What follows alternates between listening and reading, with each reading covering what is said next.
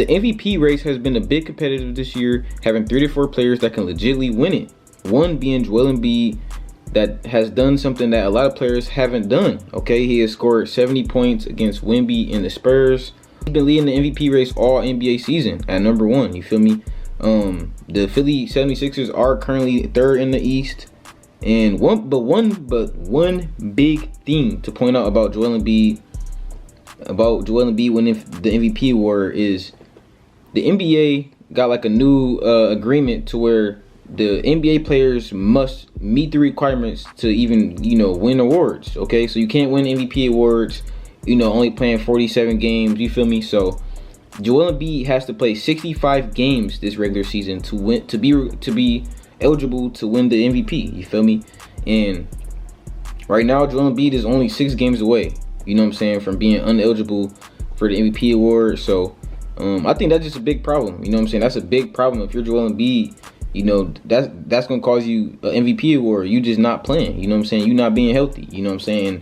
Even though I think it was a report basically saying that he isn't going to force himself to play games to win the MVP award, which is a smart thing to do. You don't want to force yourself to play, to mess yourself up down the road. You know what I'm saying? So I mean, yeah, you don't want to force yourself to play games to win the MVP award, but you don't want to just be missing games. You know what I'm saying? To lose the MVP award, because I'm pretty sure you'll look back and kind of regret it a little bit. Like, dang, that year I could have won it if I just, tried a little harder to play games. You know what I'm saying? Because the other night, they played the Nuggets, and the Nuggets coach was mad as hell. Like, I mean, I don't get. He was basically saying, like, I don't get how you can go from being available to questionable to not playing. You know what I'm saying? One night. You know what I'm saying? So a lot of people thought, Embiid just got rested against the Nuggets. And like I said, Embiid has been hooping this season. You know what I'm saying? So he might need a couple rest games on the low. You know what I'm saying? I ain't gonna lie. So I think the league is investigating that. So we'll see what was up with that. With the second candidate being Nikola Jokic. Okay, it's crazy to even say that Nikola Jokic is number 2 in the MVP race right now. Nikola Jokic is leading the Nuggets to the number 2 seed in the West. Jokic was named All-Star starter for the fourth year in a row, joining Alex English as the only Nugget to do that. You feel me? So Jokic always breaking Nugget history, NBA history. Honestly, Jokic is the best, in my opinion. Jokic is the best center in the league right now. No shot at Joel Embiid, but the thing that Jokic has over Embiid right now is his passing ability. Okay, his passing ability really affect the game a lot more than what we think. You know what I'm saying? Like, you can't double Jokic because he's gonna give it to the shooter. Okay, the thing with Joel Embiid is he isn't as good as Jokic with that. Okay, he can't nutmeg people. Okay, he can't do flashy passes like Jokic. And I think that's the most eye-popping thing about Jokic is the way he passes the ball at the center position. Like, a center almost averaging a triple-double is just scary, okay, every night. And he's very dominant on the offensive end. He gets somebody down on that post. It's a mismatch, no matter who it is, most likely. So, Jokic is a player that will be in contention for MVP every season, in my opinion. Every season, Jokic will be in contention for MVP. He should always be in like that 1 to 3 spot. You know what I'm saying? Because he's just that dominant. He's going to average a triple-double in almost every season. So, and with the next candidate, we got Shai Gilgeous-Alexander, who's been pretty much in that number 3 spot, all season. He's been in that number 3 spot. He's leading that OKC Thunder team. They're now number 3 in the West, which is still pretty impressive. They was number 2, but they just dropped down to 3. They're on a 2-game losing streak.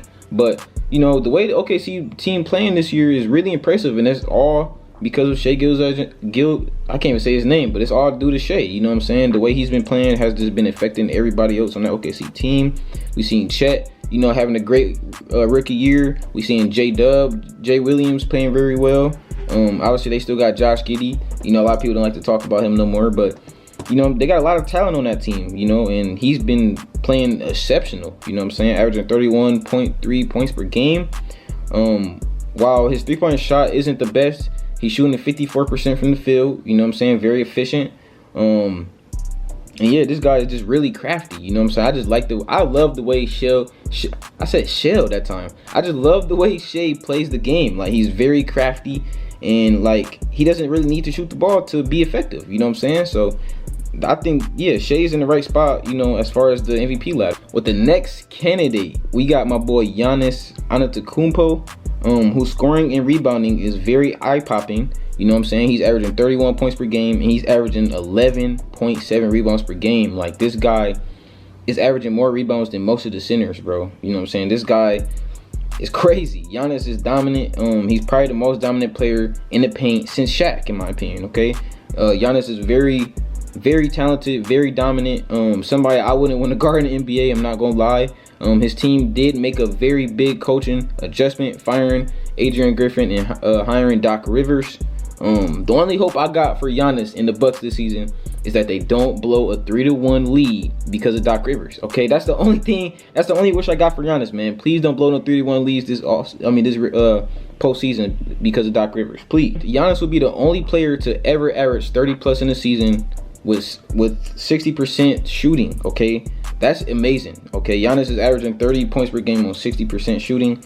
That right there shows his dominance. Okay, he's very efficient and he only goes in the paint. And with the fifth person on this ladder, we have Jason Tatum. Jason Tatum is fifth on the MVP ladder this season so far. And he's been leading his team to the #1 seed in the East. Okay, so arguably he could be a little higher.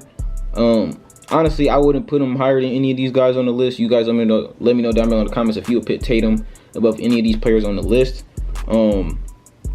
But the Celtics continue to play good, and Jason Tatum continues to play good individually. So I think, you know, with that alone, that's helping Jason Tatum, you know, stay in the top 5. And I think after all these seasons of coming so close to winning a championship, I think the Celtics and Jason Tatum and Jaylen Brown, I think they're just fed up. And it's showing this season. You know, they're playing exceptional, and I think they're ready just to get to the playoffs. You know what I'm saying? I think this team is ready. I think this team is really ready for the playoffs.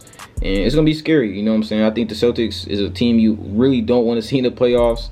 But it'll be nice to see somebody take them down. So we'll see, man. We're going to see, you know, how the playoffs, you know, go out. But I really want to see Jason Tatum and them get it done because they've been this close almost every season, you know, for a while. So that's going to be the video, man.